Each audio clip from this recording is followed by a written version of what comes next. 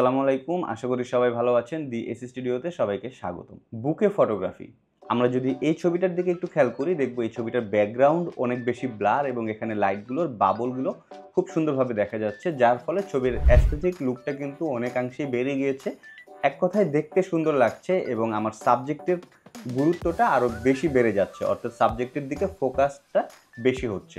তো যাই হোক, গত একটি ভিডিওতে আমি এই বুকে ফটোগ্রাফি নিয়ে মোটামুটি বিস্তারিত আলোচনা করেছি, আপনারা চাইলে সেটা দেখতে পারেন। তবে আজকের ভিডিওতে আমি আপনাদের সাথে কথা বলবো, এই যে বুকে ফটোগ্রাফিগুলো দেখছি, এই বুকে ফটোগ্রাফির শেপগুলো যদি খেয়াল করি, লাইটের যে বাবল শেপগুলো, এগুলো সাধারণত গোল হয়ে থাকে, বাট আমরা চাইলে আমাদের ইচ্ছা মতো এইটার শেপকে এইভাবে অথবা এইভাবে চেঞ্জ করতে পারবো। তো চলুন দেখে নিই কীভাবে আমরা আমাদের বুকে ফটোগ্রাফির যে বাবল শেপগুলো রয়েছে, এই শেপগুলোকে আমরা চেঞ্জ করে আমাদের মতো করে যে কোনো ধরনের শেপে নিয়ে আসতে পারি।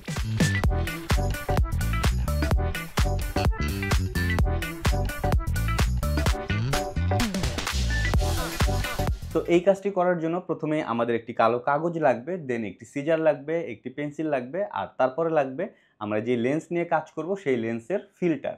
বাই দ্য ওয়ে, বুকে ফটোগ্রাফির ক্ষেত্রে কিন্তু 50, 85 বা 70, 200 অর্থাৎ একটু ফোকাল লেন্থ বেশি যে লেন্সগুলোর, এই লেন্সগুলো হলে ভালো হয়। তো যাই হোক, আমরা যেই ফিল্টারটি এই মুহূর্তে নিয়েছি, এই ফিল্টারটির যেই পার্টটা আসলে ক্যামেরার সাথে লাগে সেই সাইডটাকে আমরা কাগজের উপরে রেখে সেই অনুযায়ী আমরা পেন্সিল দিয়ে একটি রাউন্ড দাগ দিয়ে নেব, দেন কেচি দিয়ে এই দাগটাকে কেটে নেব।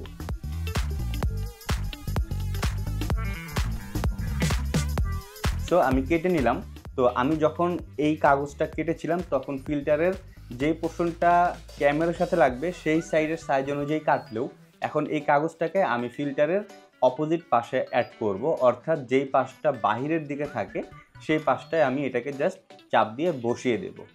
সো যদি দেখি এটা ঠিকঠাক মতো বসে গিয়েছে, তাহলে কাগজটাকে আবার বের করে নেব এবং এই কাগজটার মাঝখানে আমি আমার ইচ্ছা মতো শেপ এঁকে নেব, এঁকে দেন এটাকে আমি সিজার দিয়ে কেটে নেব। সো এই যে আমি কাটছি, এই কাটাটা যত পারফেক্ট হবে আমার বুকের শেপটা কিন্তু আমি যেরকম চাচ্ছি সেই অনুযায়ী তত পারফেক্ট হবে। তো আমি এখানে একটি লাভ শেপ কেটে নিলাম, আপনারা দেখতে পাচ্ছেন, এবং একই সাথে আমি আরও একটা শেপ এভাবে কেটে নিয়েছি। তো এই দুইটা আপাতত রাখলাম।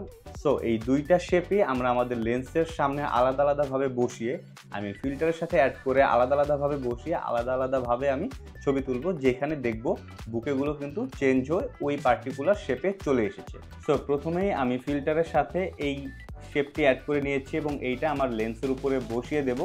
বসানোর সাথে সাথেই দেখব বুকের শেপ কিন্তু অলরেডি চেঞ্জ হয়ে গিয়েছে। তো আমি একটা ছবি তুলে ফেলি, অ্যান্ড ছবিটা আপনারা দেখতেই পাচ্ছেন।